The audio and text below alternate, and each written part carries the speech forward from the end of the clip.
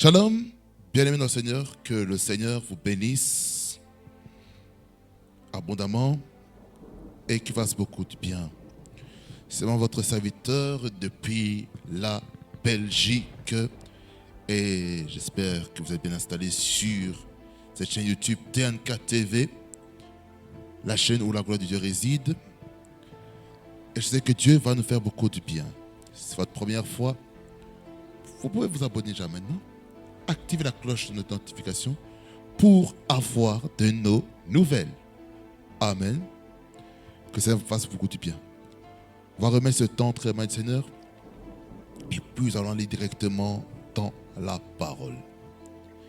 Parce que l'homme ne vivra pas de pain seulement, mais de toute parole qui sera de la bouche de Dieu. Amen. Nous prions. Seigneur Jésus, merci pour ton règne, ton autorité et ta puissance. Tu es Dieu et ton règne n'a point de fin. Tu es le Dieu des esprits des prophètes. Tu es fidèle, toi, l'agneau de Dieu, l'agneau de la rédemption. Seigneur, en ce moment, je te remets ce temps de la parole. Sanctifie-la, purifie-la, avec une personne soit édifiée par ta parole. Car c'est poussé par l'Esprit de Dieu que les hommes ont parlé de ta part. Que l'onction du Saint-Esprit commence à saturer ce moment de la parole et que le prophétique se sente libre et à l'aise de se mouvoir. Au nom puissant de Jésus. Shikaramana Santa Kayas. Régnant Maître Jésus.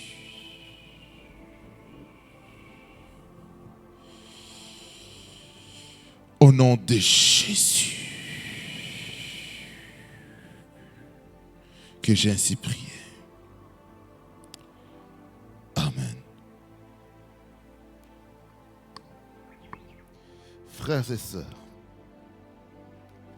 nous prenons nos Bibles dans Exode 20, les 17 premiers versets. Ça, c'est une relecture de ce que nous avons pu voir depuis l'édition précédente. Amen. Nous lisons les Saintes Écritures. Alors Dieu prononça toutes ces paroles en disant: Je suis l'Éternel ton Dieu qui t'ai fait sortir du pays d'Égypte, de la maison de servitude. Tu n'auras pas d'autre Dieu devant ma face. Tu ne te feras point d'image taillée, ni de représentation quelconque des choses qui sont en haut dans les cieux, qui sont en bas sur la terre et qui sont dans les eaux plus bas que la terre. Tu ne te prosterneras point devant elles et tu ne les serviras point, car moi, l'Éternel ton Dieu, je suis un Dieu jaloux, qui punit l'iniquité des pères sur les enfants jusqu'à la 3e et la 4e génération de ceux qui me haïssent, et qui fait miséricorde jusqu'à 1000 générations à ceux qui m'aiment et gardent mes commandements. Tu ne prendras point le nom de l'Éternel ton Dieu en vain, car l'Éternel ne sera point puni celui qui prendra son nom en vain. Souviens-toi du jour de repos pour le sanctifier. Tu travailleras 6 jours et tu feras tout ton ouvrage. Mais le 7e jour est le jour de repos de l'Éternel ton Dieu. Tu ne feras aucun ouvrage, ni toi, ni ton fils, ni ta fille, ni ton serviteur, ni ta servante, ni ton bétail, ni l'étranger qui est dans tes portes. Car en 6 jours, l'Éternel a fait les cieux, la terre et la mer, et tout ce qui est contenu. Et il s'est reposé le 7e jour. C'est pourquoi l'Éternel a béni le jour du repos et l'a sanctifié. Honore ton père et ta mère, afin que tes jours se prolongent dans le pays que l'Éternel ton Dieu te donne. Tu ne tueras point, tu ne commettras point d'adultère, tu ne déroberas point, Tu ne porteras point de faux témoignage contre ton prochain. Tu ne convoiteras point la maison de ton prochain. Tu ne convoiteras point la femme de ton prochain, ni son serviteur, ni sa servante, ni son bœuf, ni son âne, ni aucune chose qui appartient à ton prochain. Amen. Acclamons le Seigneur sur le commentaire de qui que ce soit. Bien-aimés au Seigneur, nous sommes dans la continuité de notre thème, de notre titre du message qui s'intitule « La compréhension des 10 commandements dans l'Alliance mosaïque ». Ceci, c'est la 2e édition. Nous sommes toujours dans ce grand thème qui s'intitule « Comprendre les termes de l'Alliance ». Et là, nous en sommes à l'Alliance mosaïque. Parce que nous avons vu jusqu'à présent 3 alliances. L'alliance adamique, l'alliance noanique, l'alliance abrahamique. Et là maintenant nous sommes dans l'alliance mosaïque. Et là nous sommes en train de creuser un peu plus par rapport à l'alliance mosaïque. Et je ne vais pas trop y retourner parce que ceci, si j'allais dans le terme alliance mosaïque, ici, nous en sommes à la 4e édition, mais ceci fait partie d'un sous-thème, d'un sous-titre par rapport au sous-thème principal qui est l'Alliance mosaïque. Amen. Parce que nous avons vu en introduction par rapport à ça les exigences, les étapes qu'il fallait mettre en place pour établir une alliance avec Dieu. N'est-ce pas? Et là maintenant, nous essayons maintenant de comprendre les 10 commandements dans l'Alliance mosaïque. Parce que l'Alliance mosaïque se fait, est conçue plutôt pour le peuple d'Israël, afin de bien se conduire dans le pays qu'ils allaient prendre possession, le pays de Canaan où coule le lait et le miel. Pourquoi Dieu a donné les 10 commandements? Parce que dans les nations autour, je dirais bien mieux, les nations étrangères au peuple d'Israël ou à la nation d'Israël avaient des divinités qui s'opposaient à la divinité de notre Dieu, en hébreu Elohim, qui parle de Dieu dans sa pluralité. Vous expliquez que le Dieu dans sa pluralité faisait mention du Père, du Fils et du Saint-Esprit. Quelqu'un dit un amen? Où est-ce qu'il est? Alors, frères et sœurs dans le Seigneur, nous sommes en train de voir le contenu. Qu'est-ce qui est écrit dans les 10 commandements? Précédemment, je vous ai parlé que les 10 commandements est subdivisé en 2 au travers le commandement verticaux, très bien les commandements verticaux, qui a trait avec notre relation avec Dieu. C'est vertical, ça veut dire qu'on a le contact avec notre Père céleste. Ensuite, il y a les commandements horizontaux. Là, cette fois-ci, c'est par rapport avec notre relation avec notre prochain, notre semblable. Avec toute personne qui fait partie de la race humaine, il y a un commandement, il y a un code de conduite sur comment il faut se comporter avec ces personnes. Et là, nous étions en train d'épingler quelque chose par rapport aux commandements verticaux. On a vu 2 points particulièrement. On a vu que nous devons enlever tout Dieu étranger par le polythéisme. Parce que Dieu veut que nous soyons monothéistes. Monothéiste, ça veut dire celui qui a un seul Dieu. Mais polythéiste, c'est celui qui a plusieurs dieux, plusieurs divinités vers qui il a une relation, une intimité. C'est lorsqu'on on a vu dans le verset 3 d'Exode 20 l'importance que ne pas avoir un autre Dieu, une autre divinité contre Dieu. Parce que toute divinité autre que Dieu, notre source, notre Père céleste, doit être mise de côté. Ça veut dire par là quoi nous devons abandonner toute relation avec des divinités autres que notre Dieu. Il faut comprendre que lorsque nous lisons Matthieu 6, 24, il nous fait comprendre qu'on ne peut pas avoir de maître au même moment. Matthieu 6, 24, il dit ceci. Nul ne peut servir de maître. Ça, c'est inévitable. Car ou il haïra l'un et aimera l'autre, ou il s'attachera à l'un et méprisera l'autre.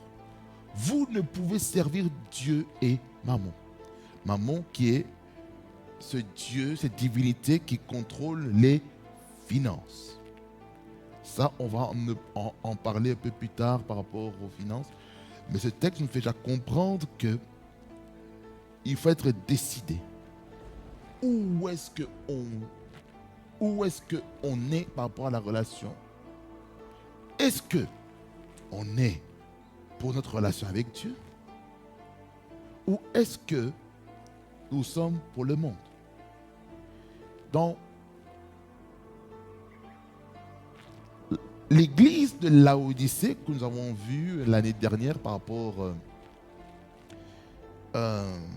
aux 7 églises, lorsque c'était en train de parler sur les signes des temps de la fin, au mois de septembre et octobre, on a vu que dans l'église de Laodicée, il y avait le problème de la tiédeur. C'est-à-dire qu'il y avait une cohabitation entre le fait d'être chaud et froid en même temps. Lorsque le chaud et le froid se rencontrent, ça devient tiède. Et il dit ceci, que parce que tu n'es ni chaud et que tu n'es ni froid, je te vomirai. C'est le même contexte qu'il y a là, ici. Tu ne peux pas être à 2 endroits en même temps.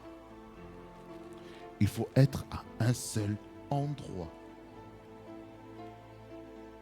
Est-ce que quelqu'un comprend ce que je suis en train de dire? Là, je sens l'onction de l'enseignement.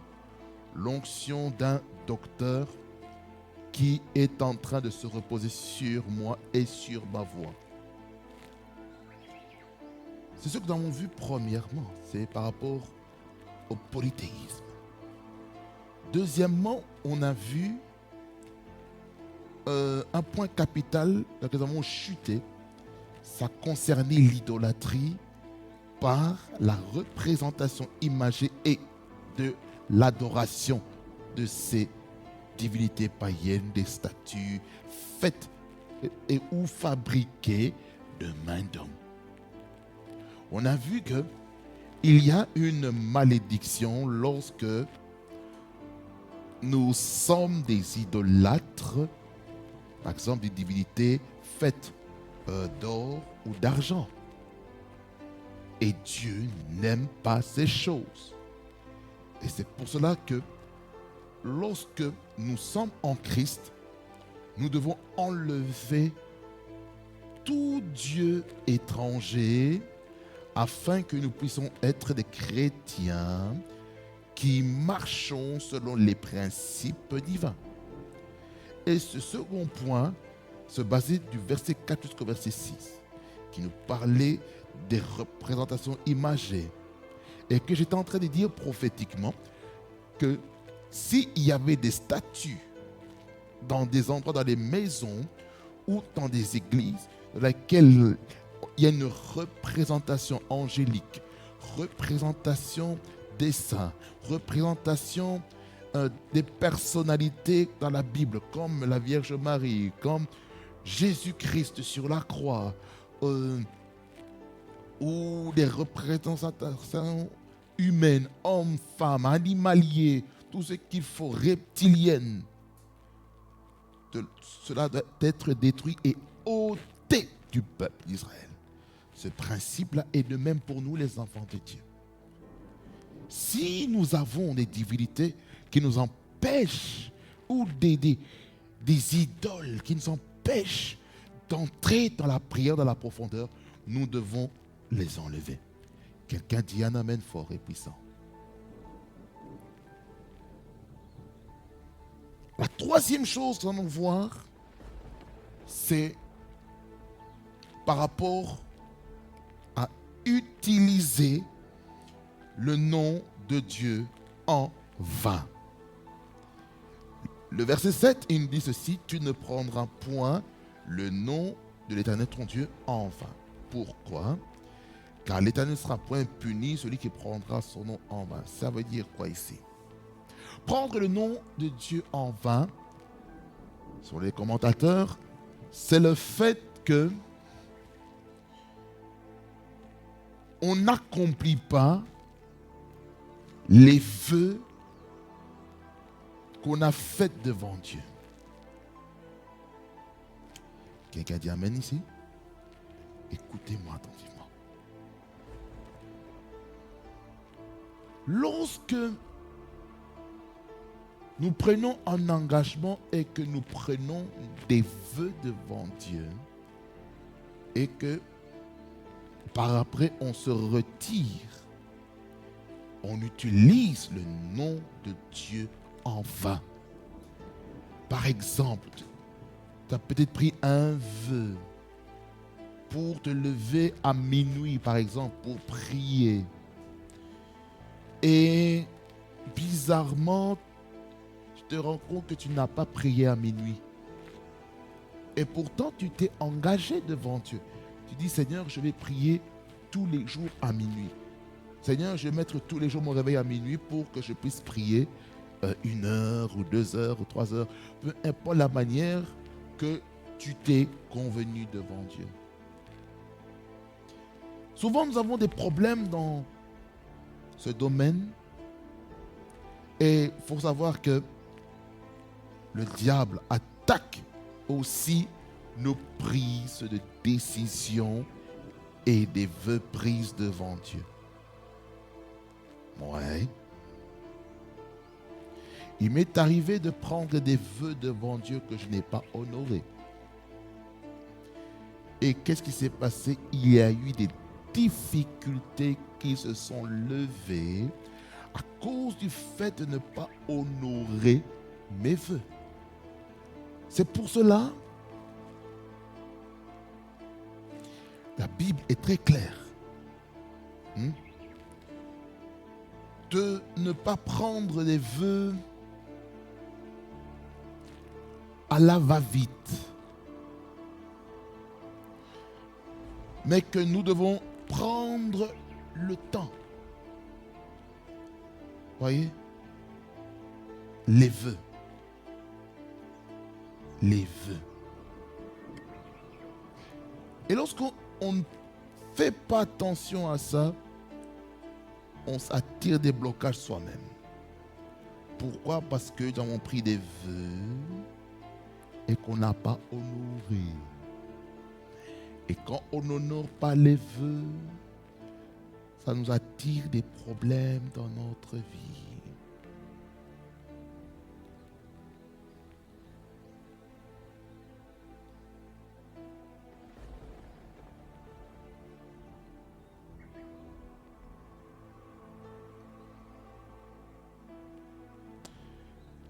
On va lire Ecclésias chapitre 4, verset 17. Quand on va aller dans Ecclésias chapitre 5. Il dit ceci: prends garde à ton pied lorsque tu entres dans la maison de Dieu. Approche-toi pour écouter plutôt que pour offrir le sacrifice des insensés, car ils ne savent pas qu'ils font mal. Au chapitre 5, verset 1er jusqu'au verset 6, pour vous expliquer la problématique du vœu dans la présence de Dieu. Que ce soit dans ton temps d'intimité personnelle, comme le vœu que tu prends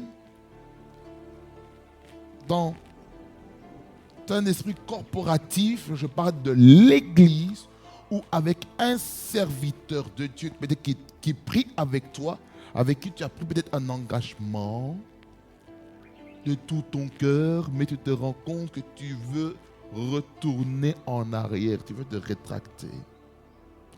Ceci cause beaucoup de problèmes. Nous lisons. Ne te presse pas, écoutez-moi bien. Là, ici, je suis en train de donner un remède pour éviter d'utiliser le nom de Dieu en vain.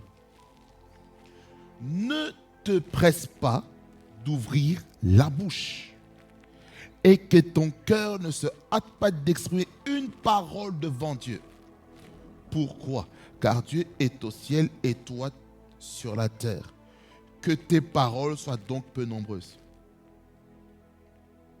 C'est clair, ce verset, il est clair. Ce verset veut nous amener à comprendre ceci. Que en tant qu'enfant de Dieu, en tant que chrétien, lorsque nous sommes dans la présence de Dieu, lorsque nous sommes dans la prière, nous devons faire très attention avec ce qui concerne les vœux. C'est-à-dire, il ne faut pas beaucoup prononcer des choses dans la présence de Dieu. Parle peu au lieu de parler beaucoup et de pécher. Combien de prières sont faites? On multiplie des mots. On multiplie des mots. Mais le cœur n'est pas dans ce que les mots est en train de dire. Nous sommes en train de penser dans la tête. Qu'est-ce que je dois dire après? Voyez, faisons attention. Regardez, verset 2 jusqu'au verset 6, nous lisons. Car si les songes naissent de la multitude des occupations, la voix de l'insensé se fait entendre dans la multitude des paroles. Et lorsqu'on parle beaucoup, lorsqu'on dit beaucoup de choses dans la présence de Dieu, on risque de devenir un insensé. Verset 3. Lorsque tu as fait un vœu à Dieu, ne tarde pas à l'accomplir, car il n'aime pas les insensés. Oh mon Dieu, aie pitié Seigneur. Accomplis le vœu que tu as fait. Mieux vaut pour toi ne point faire de vœu que d'en faire un et de ne pas l'accomplir. Ne permets pas à ta bouche de faire pécher ta chair. Et ne dis pas en présence de l'envoyé que c'est une inadvertance. Pourquoi Dieu s'irriterait-il de tes paroles et détruirait-il l'ouvrage de tes mains? Verset 6. Car il y a des vanités dans la multitude des songes, il y en a aussi dans beaucoup de paroles. C'est pourquoi crains Dieu.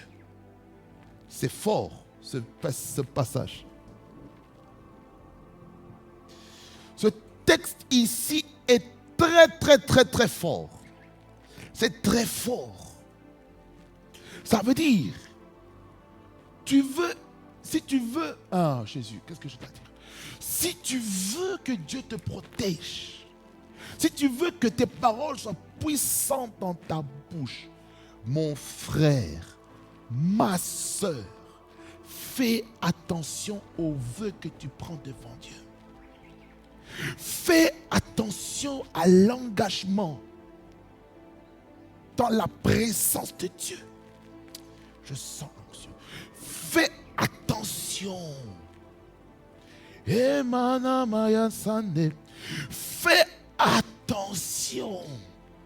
Ne prends pas des vœux parce que tu as reçu une parole prophétique On te dit, voilà, tu dois prendre ça, il faut tel montant. Non. Ne prends pas des engagements comme ça. C'est comme ça que on se fait piéger. Parce que nous ne prenons pas le temps d'écouter la voix de Dieu. Parce qu'on parle beaucoup dans la présence de Dieu, mais on écoute peu Dieu nous parler. Lorsque on est trop dans le bruit, il sera difficile d'écouter la voix de Dieu. Ce message ici, je vais le rapporter là maintenant. Ce n'est pas seulement doctoral, mais c'est aussi prophétique et apostolique. Ça touche 3 domaines en même temps du ministère de la parole. Lorsque on prend des engagements devant Dieu, nous devons l'accomplir. Voyez? C'est pourquoi on doit faire très attention. Évitons de prendre des engagements à la légère. Soyons sérieux dans nos engagements. Soyons sérieux, soyons sérieux. Et lorsqu'on est sérieux dans nos engagements avec Dieu, Dieu va se glorifier dans notre vie. Maintenant, si on n'est pas sérieux avec Dieu dans nos engagements, Dieu ne sera jamais sérieux avec nous. Ouais.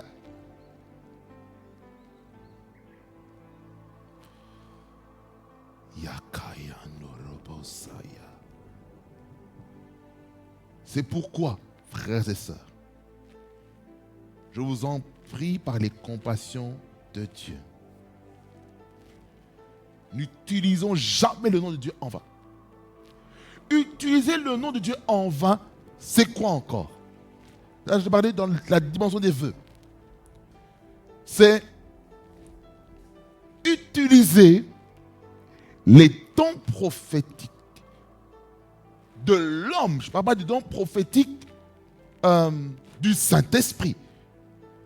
Le don prophétique de l'homme. Le don prophétique humain qu'on utilise avec un objectif de soutirer de l'argent aux plus vulnérables.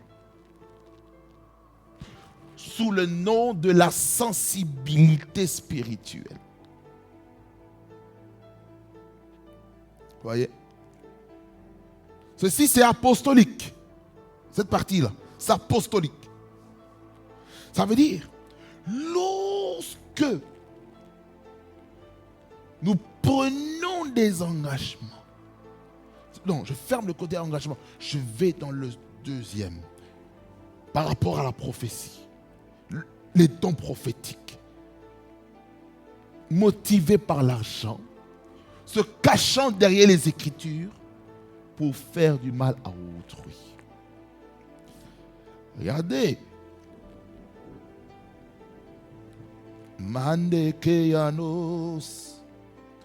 Comment l'apôtre Paul est tombé chez une personne qui était animée d'un esprit de python.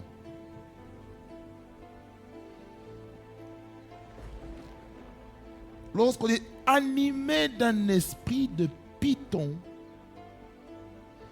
le but, c'est de faire de l'argent derrière. Et lorsqu'on se fait de l'argent derrière, sous le nom du ministère prophétique ou des dons prophétiques humains, nous faisons du mal au peuple de Dieu. Nous faisons du mal au corps de Christ. Nous faisons du mal Nous détruisons l'image de l'Église à cause de cela.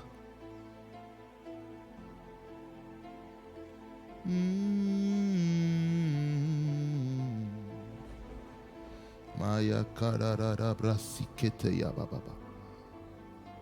Manakata yarata sakrata yaba sokroto yaba. Eyakata rato asheke yanda rabasa. Nikorabasanta kayenu robo sankate. Nikorobo Santa Caracas Sokroto Ababa Rakoto Yanga Bolango Wandu Agaba Akala Damru Okoto Yekabanda Prokoto Yashika Rata Munduku Ashekete Rata Yengo Robobo Rakataya Rakasokoto Rekoto Yenda Rato Sokroto Yabashike Retoko Alaniko Wanda Manda Kayombondoko Randuku Wanda Prakato Oboboska Reke Yambuturu Tuku Obutuku Ya Ikababapataria Teteri kaputu ataka. Eko papande kabatateria pateria entete retotota rata kabamato koria patoria. Oh God of my salvation. Rebaba Santa Caria Stepenoro Brocoto Wadagai. Emananes. Oh Sanuko Yabai Kabahu Asani. Ahadaka Yabayo Norobrose. Iyadahai Akaye Yasa. Sanda. Kai ya aye kai darata teta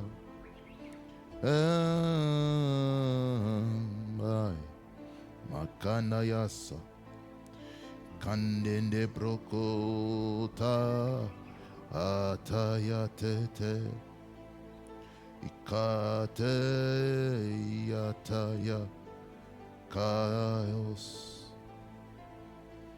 Kaios somata makanda bayo sokrataya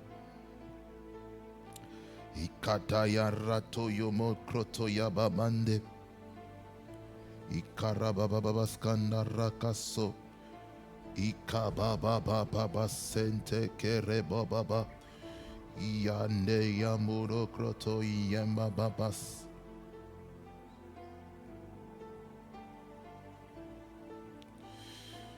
Actes chapitre 16. Du verset 16 jusqu'au verset 18.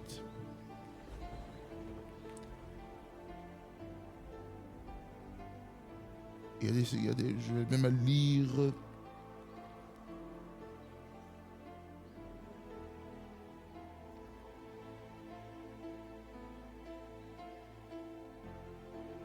« 16 à 24. La Bible dit ceci. C'était pas prévu. Comme nous allions au lieu de prière, une servante qui avait un esprit de python et qui, en devinant, procurait un grand profit à ses maîtres, vint au-devant de nous et se mit à nous suivre, Paul et nous. Elle criait, ces hommes sont les serviteurs de Dieu, les serviteurs du Dieu très haut, et ils vous annoncent la voie du salut. Verset 18. Elle fit cela pendant plusieurs jours. Paul, fatigué, se retourna et dit à l'esprit, je t'ordonne au nom de Jésus-Christ de sortir d'elle, et il sortit à l'heure même. Quel a été le résultat après que l'esprit de Python soit sorti de cette servante-là? Qu'est-ce qui s'est passé? Les maîtres de la servante voyant disparaître l'espoir de leur gain, se saisirent de Paul et de Silas et les traînèrent sur la place publique devant les magistrats. Ils les présentèrent aux prêteurs en disant: ces hommes troublent notre ville. Ce sont des Juifs qui annoncent des coutumes qu'il nous est permis ni de recevoir ni de suivre, à nous qui sommes Romains. La foule se souleva aussi contre eux, et les prêteurs, ayant fait arracher leurs vêtements, ordonnèrent qu'on les batte de verges. Après qu'on les eut chargés de coups, ils les jetèrent en prison, en recommandant au geôlier de les garder sûrement. Le geôlier, ayant reçu cet ordre, les jeta dans la prison intérieure et leur mit les ceps aux pieds. Vous voyez? L'esprit de Python. L'argent. Il y a des dons spécifiques que Dieu demande à ses serviteurs. Je suis d'accord. Ma question est celui-ci. Par rapport au texte qui est là. Je vais vous dire ceci. Par rapport à utiliser le nom de Dieu en vain. Le second volet.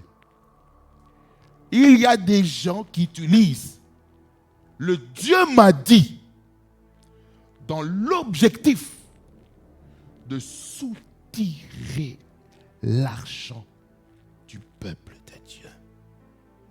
Ah oui. Ce n'est pas Dieu qui t'a demandé ça, mais c'est un esprit de divination qui habite en toi et qui utilise les dons prophétiques dans le but d'amener des malheurs. Vous savez, quand vous donnez à des gens qui ont un esprit de Python, je peux vous dire, vos finances à vous seront détruites. Je vous dis la vérité. Ouais.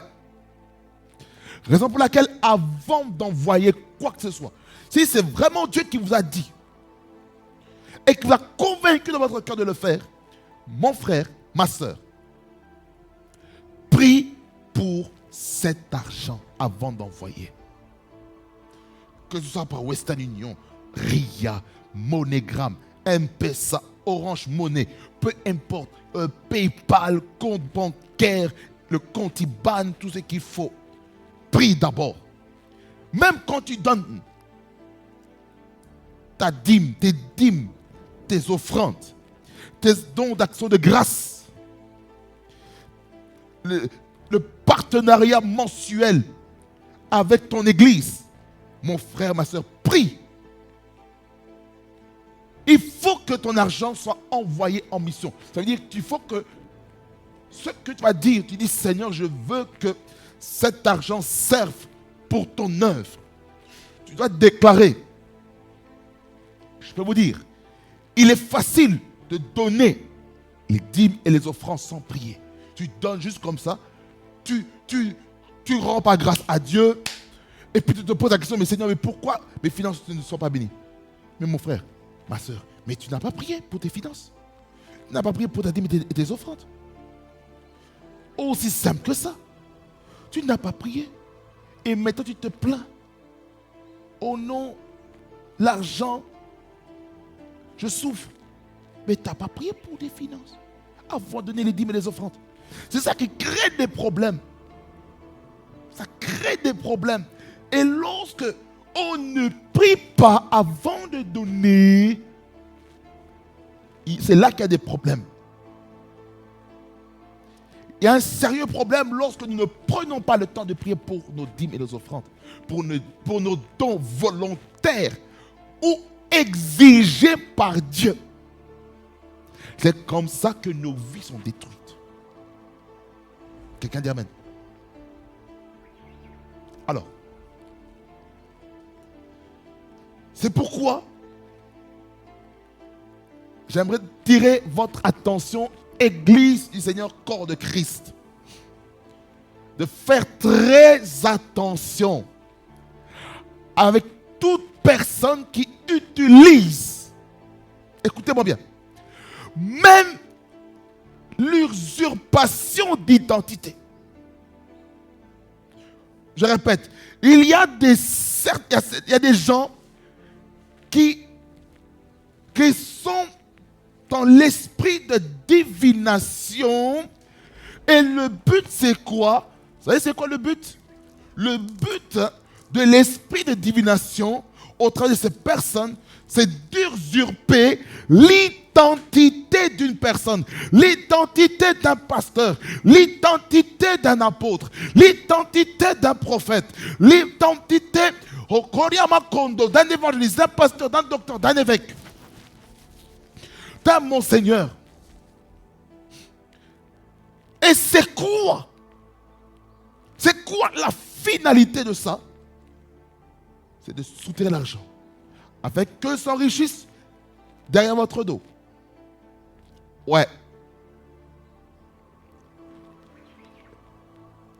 Et ces choses-là peuvent détruire même vos entreprises. Ça détruit votre travail. Ça détruit même votre gestion mensuelle de vos finances, de vos budgets. Dans votre maison, vous coublez dans des dettes, dans les surendettements, à cause de ces personnes. Ça monte. Des poursuites judiciaires viennent vers à vos trousses. Pourquoi? Détournement des fonds.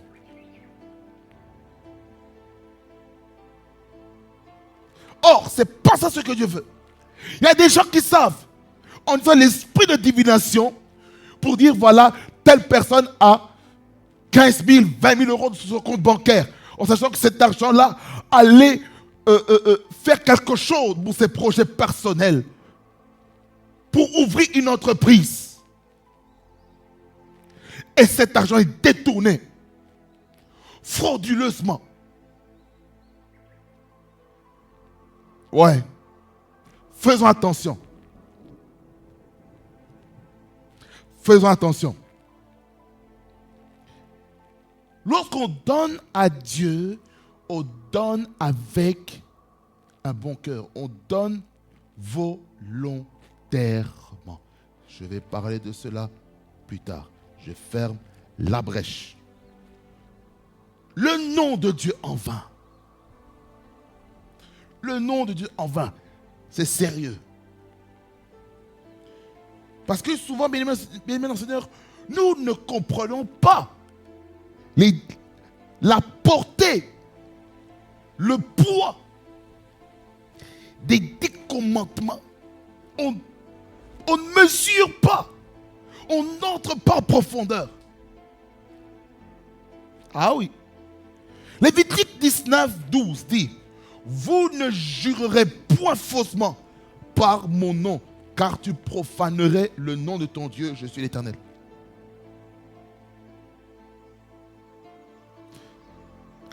Les vœux.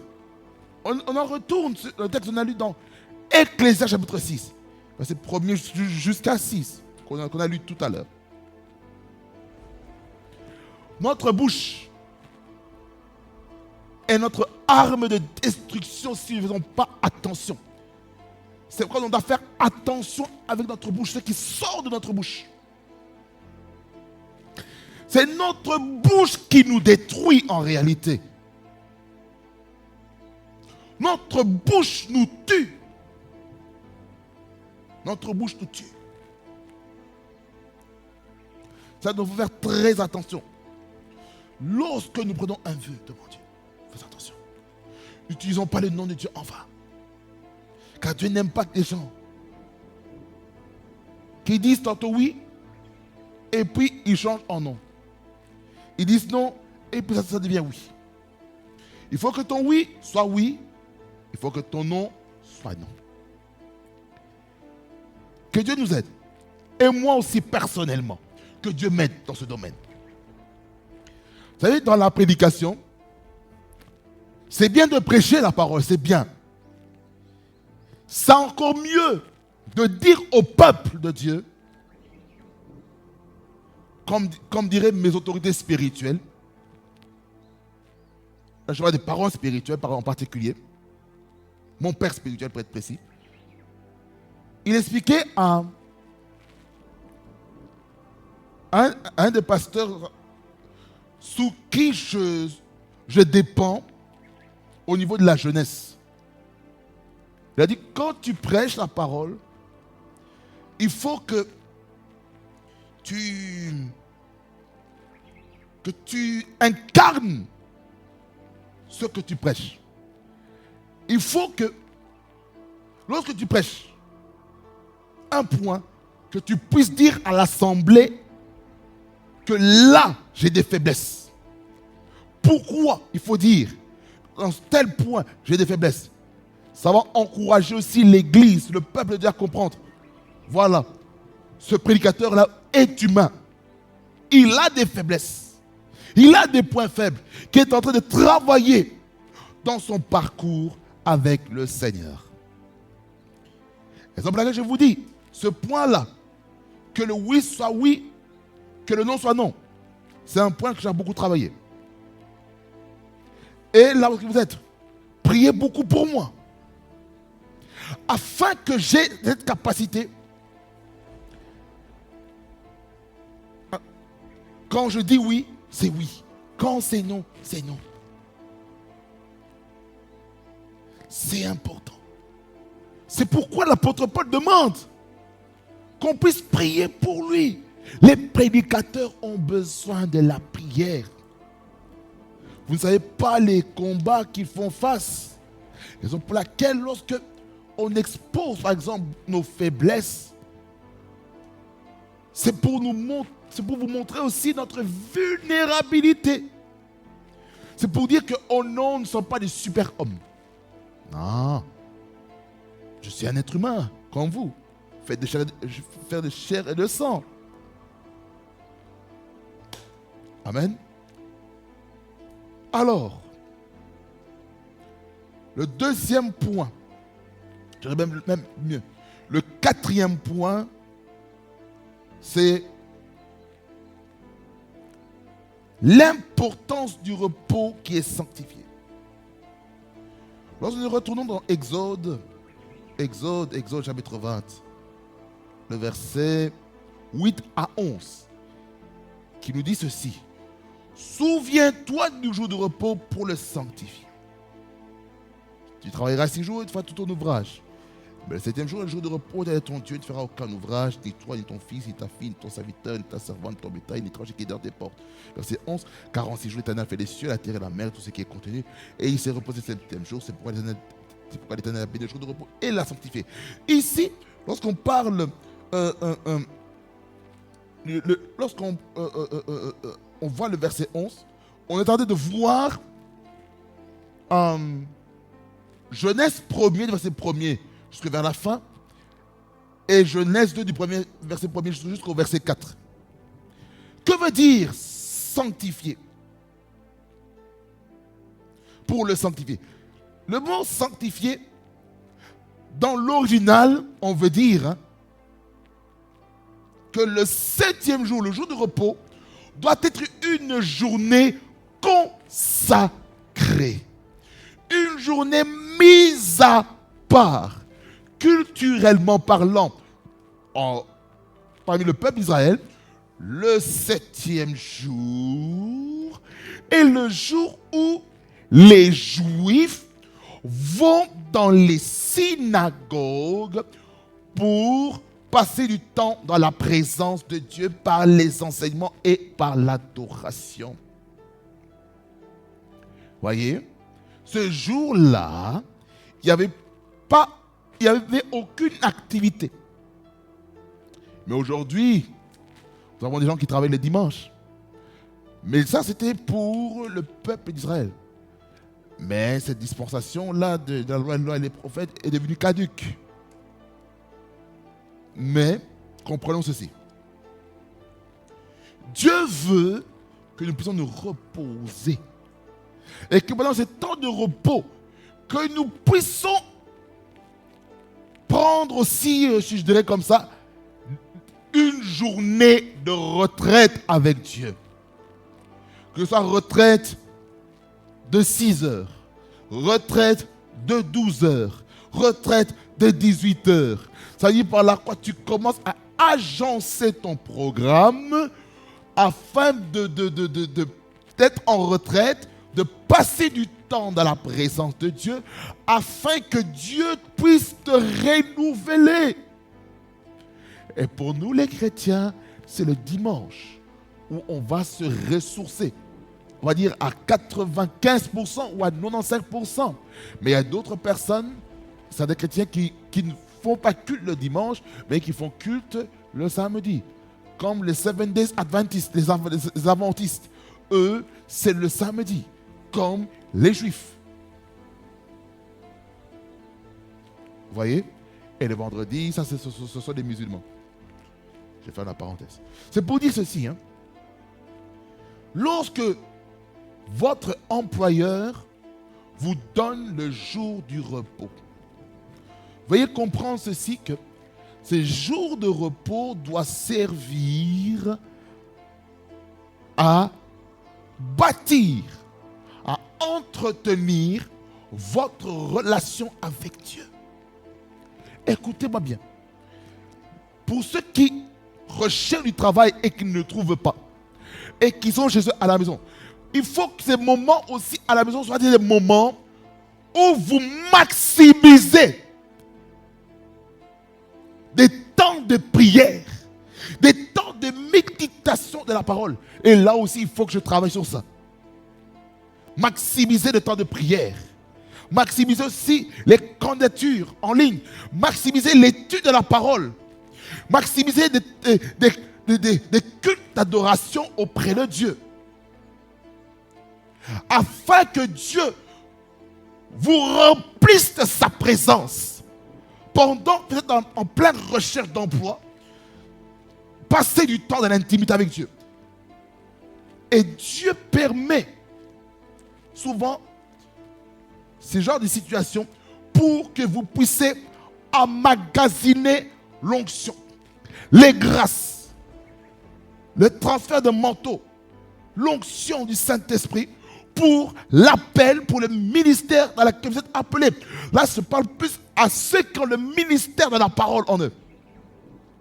Il y a des gens qui cherchent du travail, ça ne marche pas. Écoutez-moi bien, je sens que je dois le dire. Parfois, ce n'est pas que le CV est mauvais.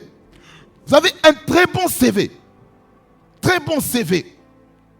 Mais le Seigneur, parfois aussi, il te cache. Il vous cache. Pourquoi? Parce que Dieu veut que vous puissiez vous cacher dans sa présence. Va et cache-toi. Dieu veut que tu te caches. Parce qu'il sait, si tu vas dans le lieu du travail sans une charge onctionnelle de Dieu, vous allez être noyé. Peut-être dans le milieu du travail où vous allez aller, il y a de l'occultisme, il y a de la franc-maçonnerie. Et pour aller dans ces endroits-là, il te faut une onction supérieure. Il te faut un esprit supérieur. Il faut que ton père spirituel t'introduise là-dedans. Ah oui. Il faut aller auprès des autorités spirituelles afin qu'ils prient pour vous. Afin qu'ils ouvrent une brèche pour que vous puissiez aller travailler.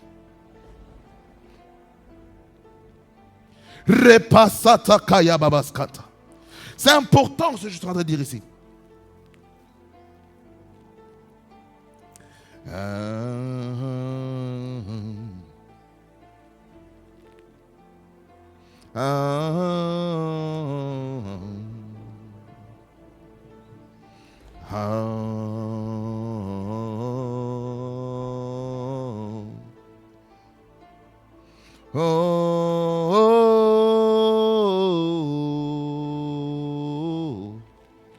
Jesus Kababaska.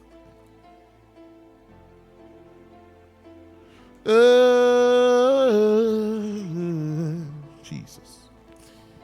Satakaya dabasata.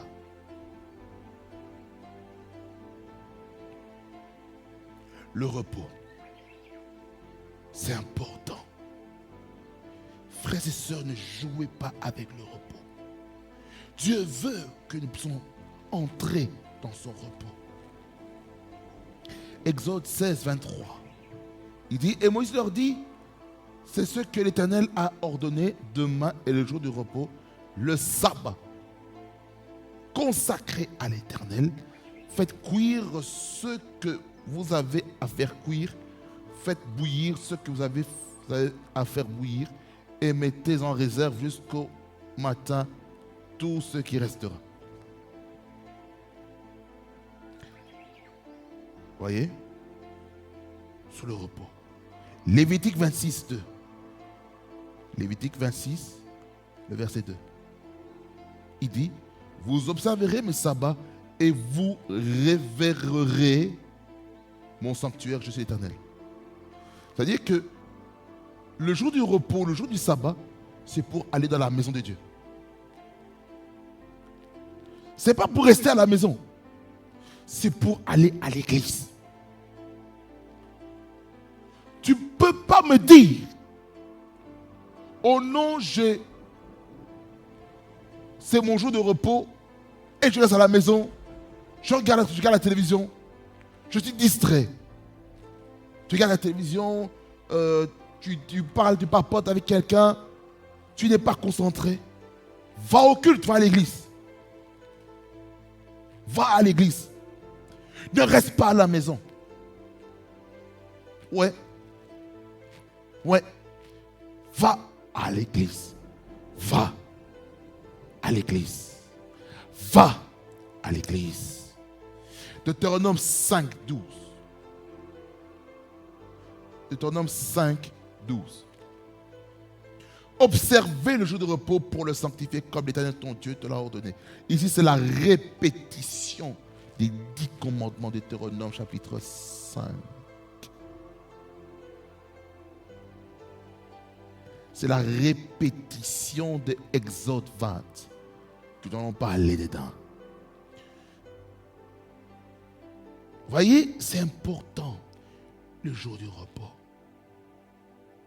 Amen. Que le Seigneur nous aide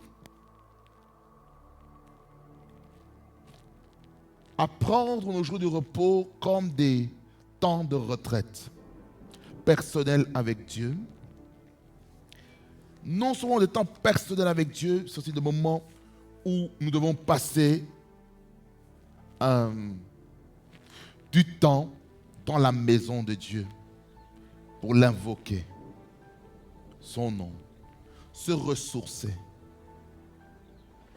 C'est dans l'église qu'on est ressourcé. Même si il y a des imperfections dans les églises locaux, comprenez ceci. Dieu veut qu'on puisse prier en tout temps. Amen. Alors, il y a 2 choses qu'il faut retenir, qu'on a vues aujourd'hui. Premièrement, faire attention à notre bouche lorsqu'on fait des vœux dans la présence de Dieu, de peur d'être qualifié d'insensé, de quelqu'un qui n'est pas sage.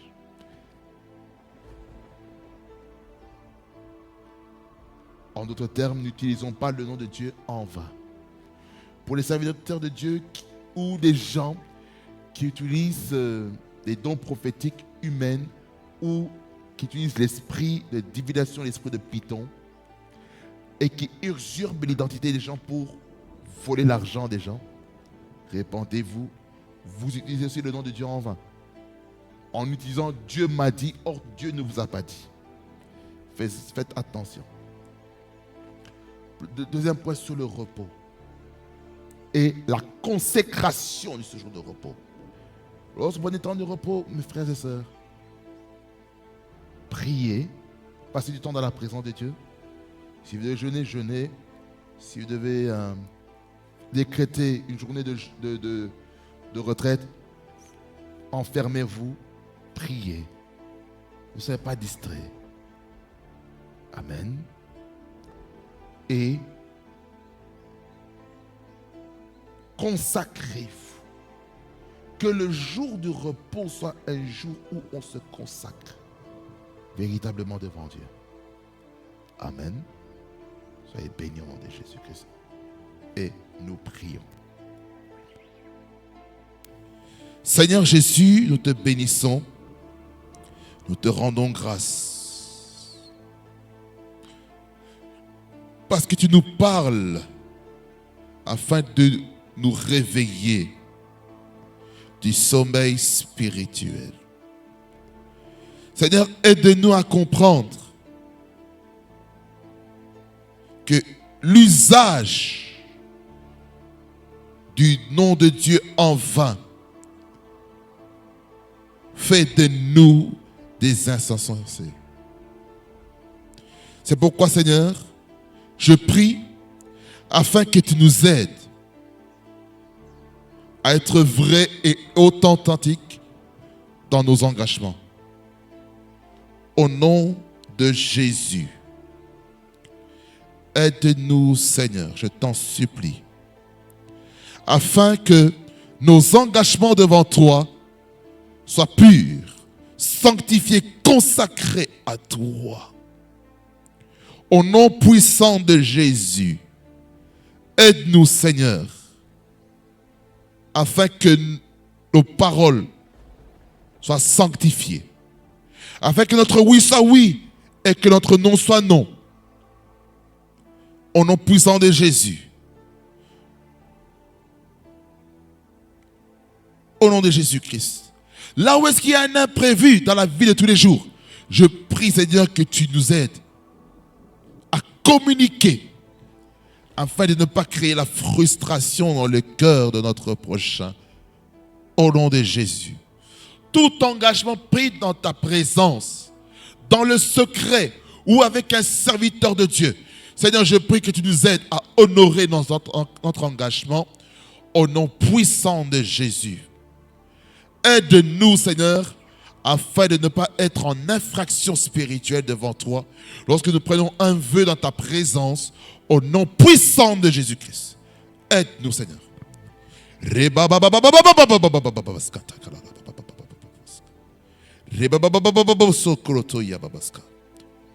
Seigneur, aide-nous. Aide-nous. Aide des personnes qui respectent leurs paroles dans ta présence et pas ricocher devant les hommes. Au nom de Jésus. Louange, honneur et majesté reviennent, Seigneur Jésus.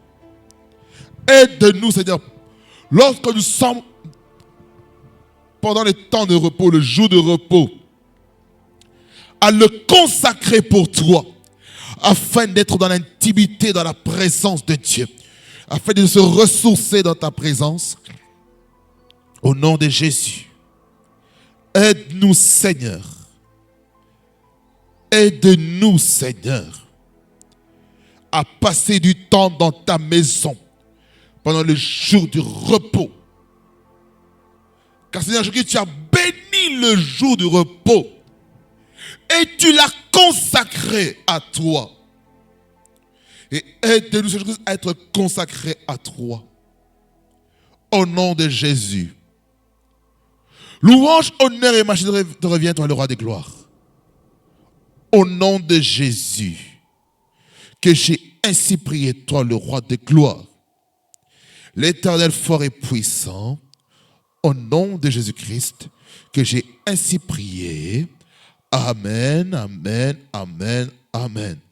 Amen, que Dieu vous bénisse abondamment et qu'il fasse beaucoup de bien. Et nous restons ensemble en Jésus-Christ. Et n'oubliez pas, nous sommes connectés en Christ. Et je vous rappelle que le dernier vendredi, nous allons faire un direct autour de la parole, la prière. Ça sera très, très, très spécial. c'est à 23h. 23h. Et la grâce de Dieu est disponible. Connectez-vous sur la chaîne YouTube. Et la grâce de Dieu sera disponible. Non seulement ça, je déclare ceci, que ce direct ici ne sera pas seulement sur la chaîne YouTube, ce sera aussi sur Twitch. Nous allons diffuser un live sur Twitch à 23h. Nous serons en live, en direct, parce que Dieu veut se glorifier. Amen. TNK TV, la chaîne où la gloire de Dieu réside. Soyez bénis au nom de Jésus-Christ. Je vous aime de l'amour du Seigneur. Amen, amen, amen.